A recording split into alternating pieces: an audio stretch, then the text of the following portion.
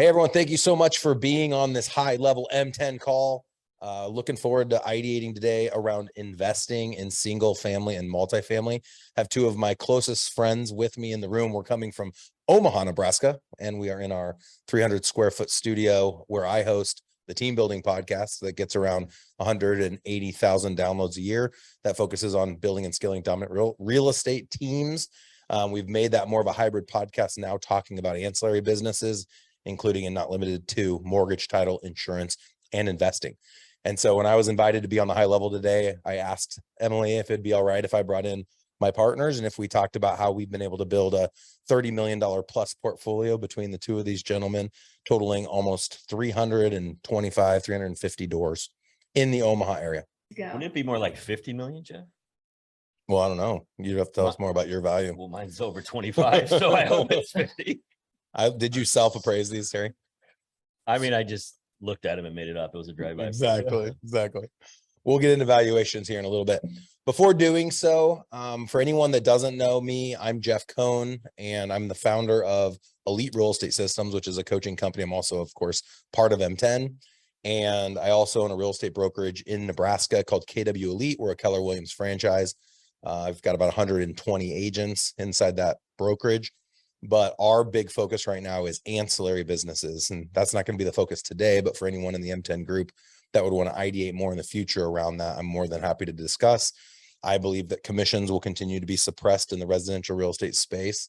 And for agents and brokerages to be profitable, they have to have multipliers attached to the transaction.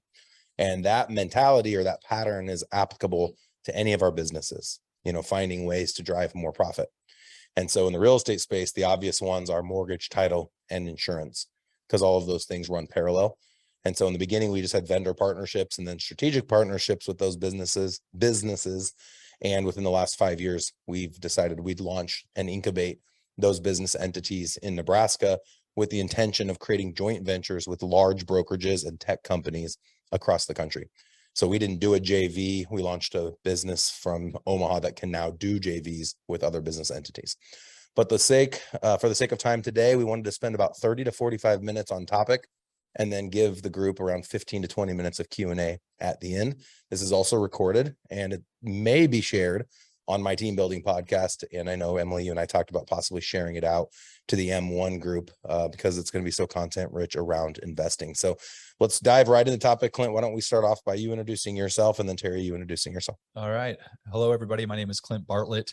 I own a company with Jeff Cohn right here to my left called Dynamic Properties. We advertise as Cash Offer Omaha. We're a real estate investment firm, primarily single family homes. We flip, we wholesale, which we can talk about, and we hold. So Jeff and I have a portfolio of about 155 plus and maybe a couple more coming in the pipeline at any given month. And we're Burr investors, which I'm sure we're going to talk about today, which I don't want to steal any thunder from the guy to my right, Terry, but I've been full-time investing for about 5-6 years now. Awesome. Thanks, Clint. Awesome. So fortunately, I know most of you guys. I'm in the M10 group. And so I've had the privilege to meet a lot of you guys and be on other calls. So you know a little bit about me. But so my background, I spent about 10, 11 years in the fitness, nutrition, optimization, performance world, worked with a bunch of professional Olympic athletes towards the end of that world, or into that business, worked with a lot of wealthy business owners and executives. Through that, I got introduced to investment real estate, finding off-market deals through guys like Jeff and a few other guys that were doing the similar model. So in March of 2020, I decided to go all in on my investment portfolio and started doing this full time. So I'm about 2.5 years in. Right now, as of today, I have 171 properties.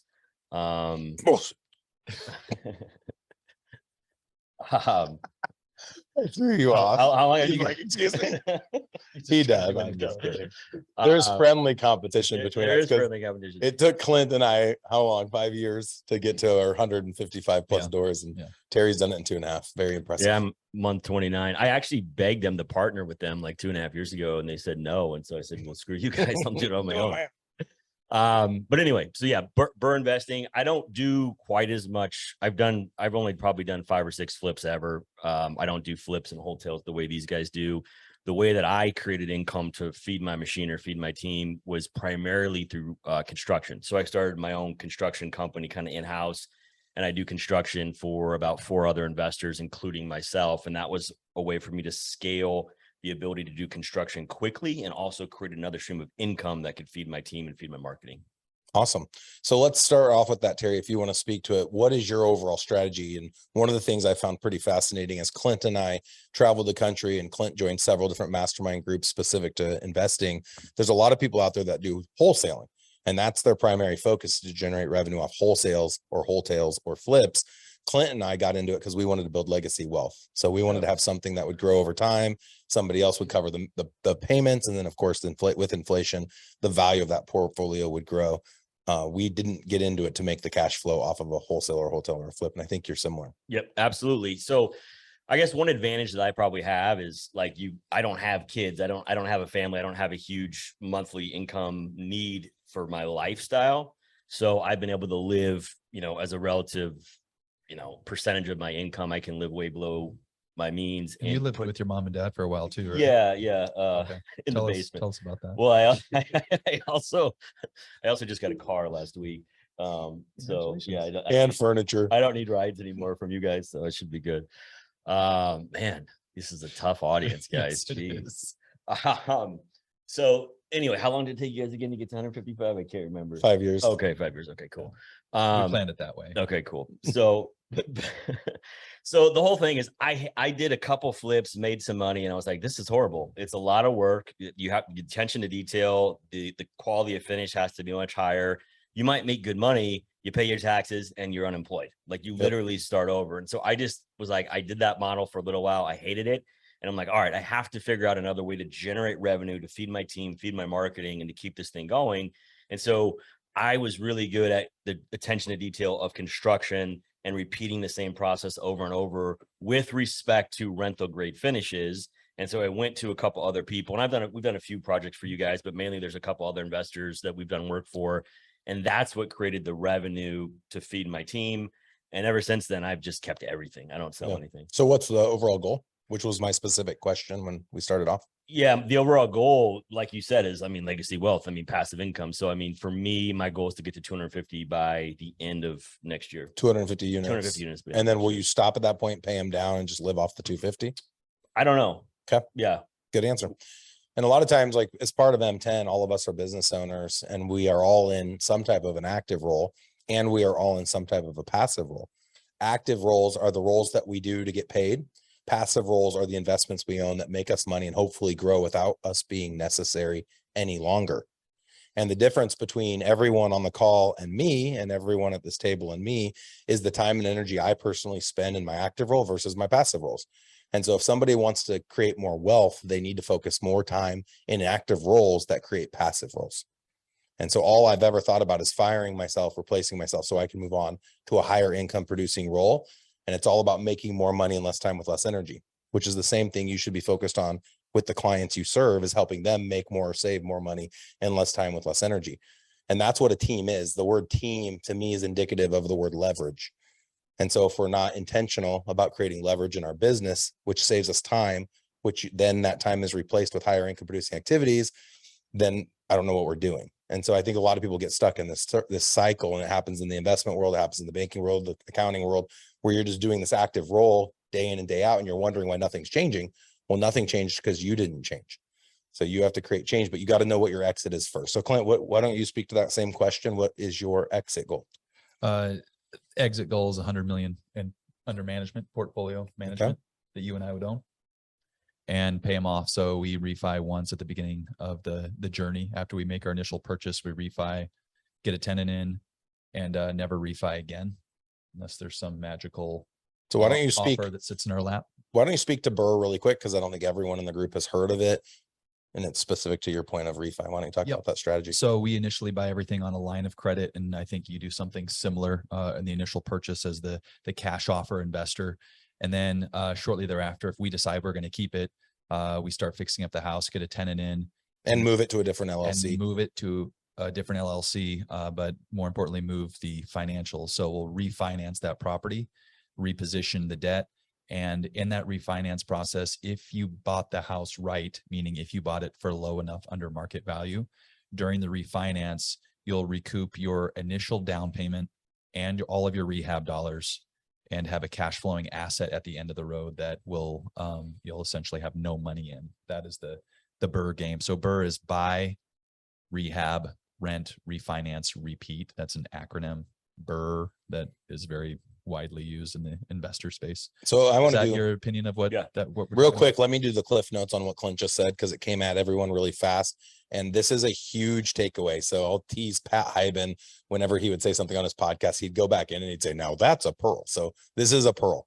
We can buy homes and at closing receive money from the bank. Because typically with BRRRR, when you talk about refi, it's usually after 2 years that people think they can do that. If you're with the right lenders, and typically local lenders, they'll write you a check for the difference. So we are finding homes that are worth, let's say $200,000, we'll make the numbers easy. And if we can get it under contract for less than 150,000, so less than the 25% down, they'll write us a check for the difference. The number one goal though is that we need to make sure it cash flows. So we had one once that they appraised it like 200,000 and we bought it for 120. Well, if we took all the money out, the $80,000 difference or whatever it was, we had to make sure that the debt service was going to be covered. So it's been our goal on each door that we're getting around $250 to $300 of cash flow. And we're in a pretty safe market in the Midwest, because in the highest peak and in the lowest valley, you'll usually see a shift of around 5 to 10%. So back in 2009, 2010, homes dropped by like 5 or 10. So if we were cash flowing $300 a month, we're not going to be upside down. Whereas places like Arizona, California, any of those bigger city markets, they saw increases of 100% and decreases of 50%. And that's going to crush your debt servicing fee. And that's why so many people got in so much trouble. And we are fortunate to be in the Midwest. So we're in Omaha, Nebraska. The banks they're very investor friendly. So we have one bank that loans out at 85% loan to value. A lot of the banks that Terry and I are using require 0 seasoning period. And for us, they actually don't require us to fix up the house first. So we can go do the refinance, show them our scope of work, and they're giving us all the money up front that we're going to use to actually And just fix so up the if house. just in case no one knows what seasoning period is, that's the time you have to wait before you're capable of refining the note. Yep. And a lot of banks will want to see like a stabilized rent over 6 months from a tenant. So you actually have to put it in a tenant in place and then wait 6 months until you can complete your refinance. Terry, you want Yeah. to speak to BRRRR or anything else regarding this Absolutely. topic? I mean, Clint said it great. The thing that I would say that I kind of did, I call it kind of BRRRR on steroids, because I own the construction company. So my construction costs are probably 40% less than the average person. So taking it one step further, not everybody has the desire to do what I'm doing, but if you do, the magical part about this is that, I run my construction company at a break even. And instead of taking profit to my construction company, I take that money to my other entity through a cash out refi. So from January 1st through June 30th, 2022, we acquired 75 properties, kept 75 properties. The average cash out refi, so above and beyond what we put in, the average cash out refi was about 28,000. So that money essentially is coming to me tax deferred or tax free, because it's coming on a cash out refi. It's not coming as income to my construction company. So that's a whole nother thing. That's a huge tax advantage, the way that I set it up, that somebody could look at. And I actually kind of learned that from a guy who does this exact same thing with massive construction buildings. He owns a ton of assisted living or senior living facilities. That's a really smart idea. Yeah. That's awesome. That's the biggest thing too with the refi. People talk about into retirement. How are they going to cover kids' college? How are they going to cover a new home or a new vehicle? If you own 100 doors and they're paid off, like Clint, you said our goal is 100 million in real estate. Once all that's paid off, you can go refi a door. You don't have to sell it. You can just go refi and you don't pay taxes on the refi. If you go sell it, you're going to pay taxes on the increase. Right. So, all right, well, let's talk about, as far as the group's concerned, and not everyone's sharing video, I'm curious, who here owns a single family, multifamily investment property? A handful. So this conversation is applicable to everyone in the group. One of the things I want to point out that I think is quite fascinating with the two gentlemen that I'm with today is that everything that they've built in the last 5 years. Neither of them were born into a family that was already doing this. Neither of you had already figured out how to do this. Both of these guys have gone out and educated themselves through podcasts, masterminds like this one, picking up books, and then just moving forward and doing it and failing forward. Let's ask the fun question around failing. I think it'd be fun if each of you shared a story of what one of your biggest failures was, what you learned from it, and now what you're doing differently so you don't fail the same way again. And it doesn't have to be one specific flip. It could just be a strategy you implemented, like choosing to manage your own properties versus hiring a third-party property management company as a hypothetical example. Terry, you want to go first? You want me to? You go. If you got one, go for it. Sure. I think my biggest regret is selling a lot of the properties that I've sold, whether we wholesale them or flipped them. So when I look at Terry, how quickly, and this is going to be a humble moment, you're never going to see this again, Terry. So how quickly Please he's record gotten to this. 170 doors. It's And recorded. yeah, he's not very picky about the properties he owns. Some of them are terrible because I've sold them to him. I know what his properties look like. But 28,000. we were playing this game where we do a quick flip or wholesale and make a bunch of money, but just like we talked about, that's all taxed. You tax that gets taxed in, or refinance or not taxed. It's just money in the form of debt, really. And so my biggest regret is just being slow to really start to hold more. Thinking whereas- you had to flip to generate the revenue. yeah, and we still do flip because there are certain properties we just don't want. And again, we sell them to Terry and he buys them because his criteria for selection is very, very low. I want to say, I want to make a point on this real quick. So like last week we had a huge plumbing issue, like huge. And our plumber's like, who the hell did you buy this from? This is ridiculous. Like you should sue them, blah, blah, blah. Oh no. And I'm like, I look back at the thing and I'm like, shit, I bought it from Clint. I'm like, whatever. But it wasn't our house, right? Well, it wasn't your house, so there's no disclosure. Like it's not your fault. Fourth Ave, Sixth Ave. I'll look. I'll get back to you on Okay, that. yeah, It's a CB house. Yeah. Guaranteed. Yeah.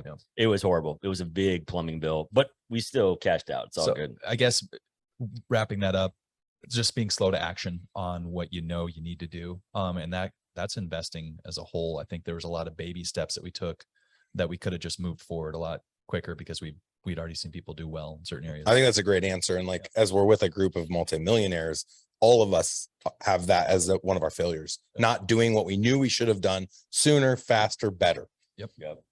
Cool. What about you, Terry? I mean, 100% agree. Houses I should have kept. And it's not even from this business. It's just even like in the past houses that I lived in. And I'm like, what the hell? Why did I sell that? I just should have kept it as a rental and moved to the next one. So huge regret selling. I have one flip. This is years ago. So years ago, I kind of dabbled in this right after college. I mean, I had 4 or 5 rentals, sold everything, ran my other business for 10 years.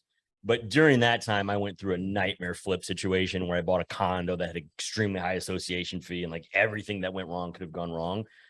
But my overall thing, I guess I would twist it because my answer is kind of the same as Clint. So if I could say one thing, it would be, I knew from 2000, Jeff and I probably met in 2016. I started to learn about this model in 2017. And so there was essentially 2.5 to 3 years where I was getting ready to get ready. Like I was listening to stuff, going to events, learning, reading, and I just didn't take action. I just didn't pull the trigger. And I remember back to the exact conversation. I remember where I was standing, where Jeff and I were on the phone, and I was talking to him about like partnering with them in some capacity.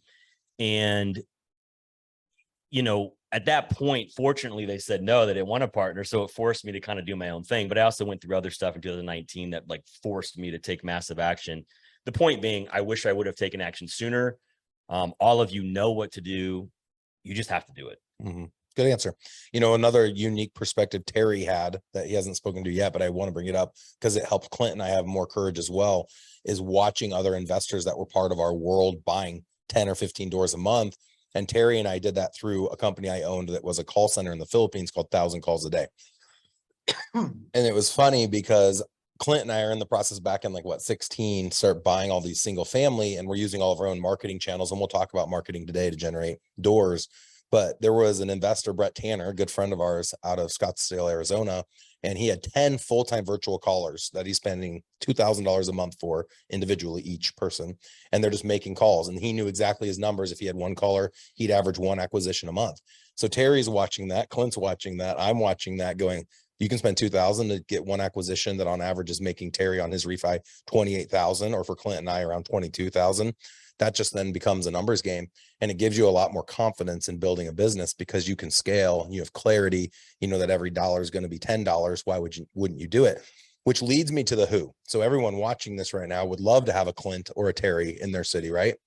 If they were willing to move to your city and they'd be your partner and they'd run and do it, most people would be like, yeah, how do I, like, sign me up. So of course you guys aren't available, I would guess. Everybody's got a price. I don't think you'd ever move. Clint has a lot of kids, so if anybody I wants got- him to come I there, you're got gonna have mouths to to feed. Yeah. Got mouths to feed. So how would someone that's listening to this right now that has the money, but they don't have the person, they don't have the implementer, what would be some ideas as to how they could go out and start buying houses with a partner? How would they go find the partner? What would be some strategies for somebody that's wanting to pick up more doors, has the money, but maybe doesn't have the implementation ability? Great question. My first thought would be that look for your local friendly real estate agent. Are most of you on this call involved in some way, shape, or form in real estate? Not everyone. Agents? 50-50. Okay.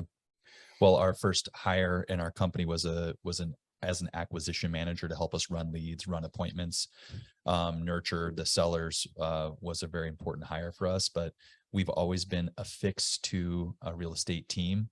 And for those of you that have your active roles, as Jeff spoke to, that generate your income, you can very easily start marketing for leads and put somebody in place to work those leads who's qualified. And in most cases, a real estate agent knows how to run comps. They know how to work sellers. They know how to set up the appointment so that you can then start locking up deals. But that's one thought.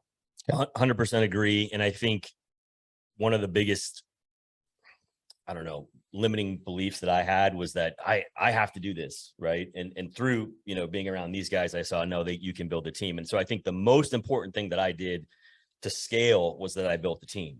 And so taking a step back, I think one of the ways that I got really creative was how I compensated my team. So I have like a very, very, very low base for my top 4 people. It's extremely low base, hugely high incentives. And so I have a person in charge of each division of my company, from acquisition to construction management for in-house and exterior construction management for other people, and then property management. And now I'm just about to hire a company to handle all finance and accounting.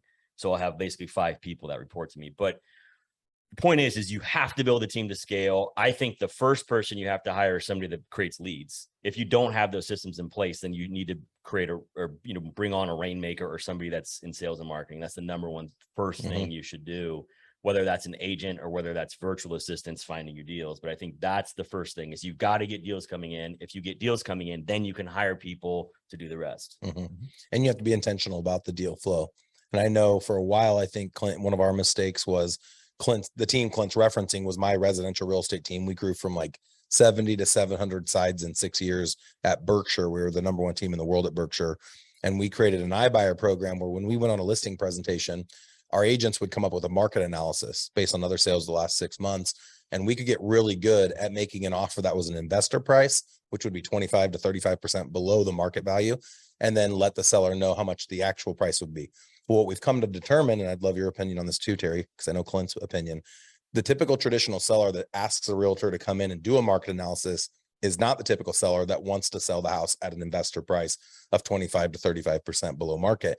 And so we started to realize that the leads, yes, you're going to have one-offs, the white unicorns, but the leads typically are different for traditional listings versus investor leads. So let's talk about lead gen. So if someone doesn't have that person or does have that right person to help them create leads, what are the top 3? Clint, you first. What are the top 3 lead sources we've had right now? We're averaging how many buys a month? 6? 6 to 8? Yeah, 6 to 8 buys a month. So last few years, we're doing 60, 70 houses a year. Top 3, direct mail has always been a staple for us.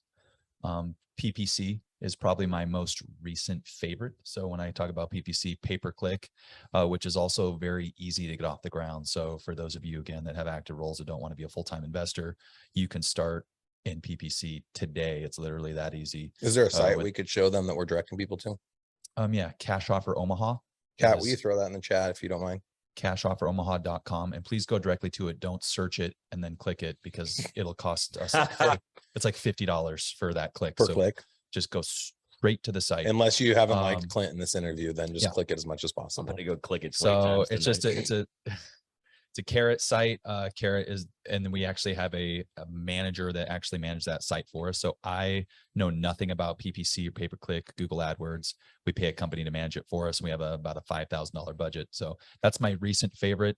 And not to steal Terry's thunder, but cold calling, mass texting has also been one that we're doing recently. And you had talked about postcards. Yep. I'm assuming everyone here has received them, especially if you own investment properties. You've received a little, what do we do? Pink cards, yellow cards. Yellow. Yeah. There's Yep. been a lot of Yellow different and white, yeah. campaigns, but surprisingly, it's just a numbers game. It works. I think, what have we determined we're spending on average to find a deal that we close on all in? About 4,500 over the last 12 months is what it takes us to find a deal. And then the net on that deal over the last 12 months has been more like 25 grand. So a 5x return. Yeah. And that's the whole thing. And this goes for any type of lead you generate across any business. If you can get a 5x return, you'll spend 100 grand to make 500 grand or 100 million to make 500 million. It's just a numbers game. And so for each market, it's about figuring out your number. Like, what's the number that makes sense in your area based on your overall strategy? Terry, what have been your top couple? Yeah, my top three: number one, outbound calling; number two, referrals and wholesale partners. I have a lot of different, wholesale partners and referral partners that I've worked with. And then number three actually is agents. And so because I'm not, I hold a license and I hold it here with Jeff at KW Elite, but because I'm not really here, like I can kind of, whore around to other agents and create relationships with them maybe. And they would probably bring me deals before maybe they would bring you if they're not at your brokerage, so to speak. Mm-hmm. So I think that's been a far third, but it's the third best thing that I have. Soar around, like fly around, like Soar around. Yeah. Sorry if it sounded like something else. Soar around. Yeah, exactly. Yeah. All right. So we talked about marketing. We talked about the failures. Why don't we talk for a couple minutes about what the biggest, like the best thing is that you guys did in building it out? Terry, you can go first. And you might have already alluded to this. I had talked earlier about creating multipliers in your business, and you've done a really good job as an investor building these like parallel companies. Right. But I don't know, what do you think is the best thing you've done when you look back, go, why is this so successful? What was the one main thing? Well, the first thing that created momentum was me taking all out massive action, but that was not sustainable for a long time. I did that for maybe 6 to 12 months. But the thing that really allowed me to scale and, acquire 75 properties in the first 6 months of this year was 100% based off of me recruiting, hiring, training, mentoring my team. So I could not have done that, especially without my top two hires. My sister's one of them, and the second one is Jesse. So Katie's my sister's name. Jesse is the other guy. And I brought them in and I trained and mentored them. They took a lot off my plate. And then that allowed me to spend time doing more revenue producing or lead producing activities. I then brought another guy in. And so now I essentially have 4 people that run each group. So 100%, I could have never done what I did without people leverage, training, mentoring. And then on top of that, I have pretty high attention to detail from my background in fitness and nutrition. And so I think I did a really good job of listing and detailing every single activity role in my business, putting a spreadsheet together. And then we assign that to each area of the business and then to a person. And then we started to put together either a video or a spreadsheet or some sort of instructions on how to do every single task. So I have like this master spreadsheet. So when we hire a new virtual assistant, I also have a lot of virtual assistants on my team. And when we hire a new person, their training's done before they start. Yeah, that's awesome. That is also my number one, people leverage. And it's funny because I'm your business partner. You're leveraging me to run our flipping business. And then I leverage other people to run our flipping business. Yep. But it's funny, and I'll just kind of go down a rabbit hole, Clint, really quick on that. So Clint and I have been best friends our whole lives, and Clint was working at Conagra Foods locally here in Omaha, doing very well, making a good 6-figure income with benefits. And I was running a real estate team making 5x that with no benefits. And I kept on wanting to partner with Clint just because I thought it'd be fun to do business together. And we started ideating around this idea of like, what if we started investing in real estate? And so we started split testing it, and Clint would just do it nights and weekends. We bought our first store. What year was it? 2015, 2016, yeah, 15. Yeah. And everyone told us we were crazy to be buying real estate in 15, that it was at the peak and then the shift was about to come, and to be worried another 2008 is going to come around. And we just kept buying, and it grew so much that in 1 month we had like 7 deals pending. And when doing the math, Clint realized he'd make more on those 7 deals that were pending off those 7 deals than he would in an entire calendar year. And so he put in his notice at Conagra when Conagra's headquarters had just been announced. It was going to go to Chicago and all these people were getting laid off. Clint put in his 2-week resignation, which I thought was pretty awesome. Yeah. But I would have never been able to be a part of this with Clint not being willing to go into the implementer role, to your point on the word leverage. And I had said that earlier today. I said leverage is really time. But the question then becomes, what do we do with the time that's created? And that will be the differentiating factor in your success. So this pattern applies to everyone's business that's listening today. People are leverage, teams are leverage, but it's what you do to replace the time that's saved that's going to make the difference. If you do the same type of activity, you won't have a positive net gain result. You have to do higher income producing activities.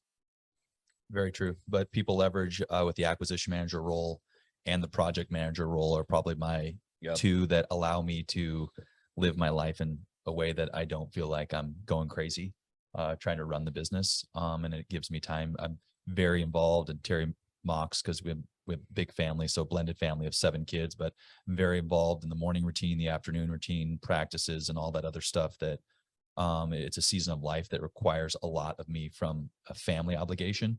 And because the business that we've built, I'm able to give that attention where it's needed. So Awesome. that's big for me. I don't mock. I'm just jealous. Totally. 7 kids. One thing I'm jealous that you have 7 kids and I don't. Yeah. One thing that I would touch on this, and again, you know, it's funny because like these guys are great friends of mine, and you know, I probably spend more time with Jeff than I do Clint, but there was never like a time where I like shadowed them and like learned everything. It's just like being around them. I hear stuff. They have some workshops. I went to like half of one.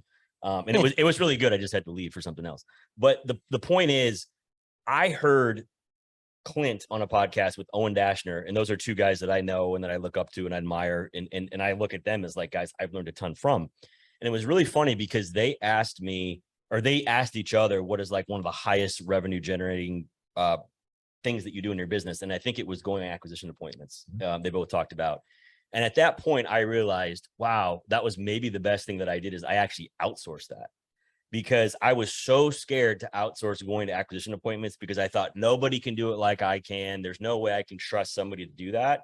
And about a year ago, roughly a year ago, a little less than a year ago, probably about 8 months ago, I outsourced that, and I've never gone on one since. And it was actually probably the best thing that I did, because then it allowed me to like build other processes and systems in the business. Love it. Yeah. And that's typically the pattern I'll see for people that have scaled their business massively. The thing you're spending a majority of your time on, if you could replace yourself, where would you then put that time? And a lot of people can't answer it because they haven't thought to the next step. Well, and it's hard, Terry. That's a huge thing to overcome. And what I've had to let go of is that a lot of times when you leverage, it's not going to be done the same way that you would have done it. Yep. And maybe even a little less efficiently, but it still allows you to go work on the bigger, higher income producing thing. So learning to let go, even if they don't do it as well. You probably locked up some deals that you shouldn't have, or maybe at higher prices. Yeah. But it still allowed you I to bought work some shit from you. Exactly. But it still allowed you to work on higher income with no sewer line. You know what I mean? And, That's okay. city code violation. You'll be all right. You're doing great, right? You'll be fine. You're going to be good. I'm proud of you, Terry. Well, I feel like we covered the nuts and the bolts of it. Of course, we could go down many more rabbit holes, but I do want to extend an invitation for anyone that would love to travel to Omaha. In 2.5 weeks from now, we are hosting a team building workshop. Day one is Clint leading a workshop on investing in single family. And so it's a lot more of what you guys heard today. It's 8 hours long. He gets into all of the details around how we've built and scaled our business. Terry may or may not make a VIP appearance at that event. Wow. But I'd like to extend that event to you guys, invitation to you guys. It's normally $500 for that day. It's on September 19th. And then the second day is a team building workshop where we take people through the steps that we implemented to scale our real estate team to 700 sides a year in like 5 years. So if anyone has availability in a couple weekends from now, you can get more information at growwithers.com, which if you can see my screen on the bottom, it should have the link right there. This is where a massive amount of my wealth is. Like I said earlier, I think currently our portfolio is valued at about $25 million, and we're in about a 40% or 35% equity position. And it's continuing to grow. It averages $1 million a year in inflation. So without us doing appreciation, thank you. Without us doing a single thing, and over the last 4 years, it's increased around $1 million a year. So that's pretty exciting because of all the time and energy we put in 4 years ago. We're now getting to reap those rewards. And of course, as we continue to cover the debt servicing fee and we get those loans paid down, the sky's the limit. And I do think we'll hit the 100 million. My goal is $1 billion right now. And my hope is that Clint has the same desire and that we can scale into. I'm out after 100 million. I'm out. You should have partnered with 10 me, Jeff. different You messed up. markets. You done messed up. Well, Clint and Terry, thank you guys. You did an awesome job. This is very valuable. You know, a lot of people on the call today and people in general have money and they have disposable money. And the topic of investing always comes up. Where's the best place to deploy capital? And Clint and I and Terry, to this point, believe 100% it's in real estate. Bitcoin. We can control the game. I'm in my closing speech and you're interrupting Sorry. my energy. NFTs. We can talk about NFTs now or not? Yeah, exactly. Let's do it. So obviously people in the real estate space, it's a no brainer, but people that even aren't in the real estate space to figure out what you're comfortable with. Everyone owns real estate. It's like, it's the one thing it's like that common denominator that's where all of us can be equal. And so I'd highly recommend that you consider building some type of form of investment arm like what Terry and Clint have done. Doesn't have to be at scale like we're doing. Even a couple doors a year for 10 years will be life changing. It's just creating that process and making sure that you do it systematically over long periods of time. And with that, without further ado, thank you guys so much. You were an awesome audience today. Appreciate it.